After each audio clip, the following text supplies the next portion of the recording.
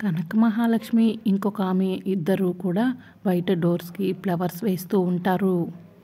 ఇక కనక మహాలక్ష్మి అయితే కిటికీలకు దండలు వేస్తూ ఉంటే, ఇక ఇంకొక ఆవిడ మాత్రం స్టూల్ మీద నిల్చొని పూలదండలు వేస్తూ ఉంటుంది. తనకి అందకపోవడంతో కనక మహాలక్ష్మి, నువ్వు దీనికి దండలు వేస్తావా, నాకు అందడం లేదు అని అడుగుతూ ఉంటే కనక మహాలక్ష్మి అలాగే అని చెప్తూ ఉంటుంది.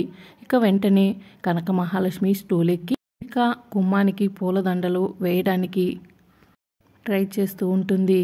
ఇక తనకి అందకపోవడంతో కనక మహాలక్ష్మి ఎగురుతూ పూలదండలు వేయడానికి ప్రయత్నిస్తూ ఉంటుంది. ఇక ఇంతలో విహారీ జాగింగ్ చేసుకుంటూ అలా ఇంట్లోకి వస్తూ ఉంటాడు.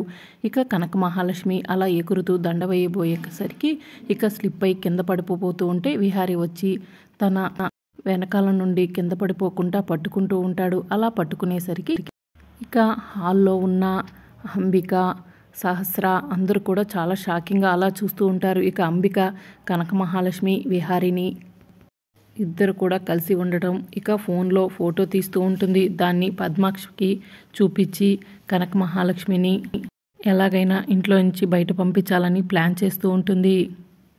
ఇక అంబిక ప్లాన్ నిజమవుతుందా తెలుసుకోవాలనుకుంటే ఛానల్ని సబ్స్క్రైబ్ చేసుకోండి.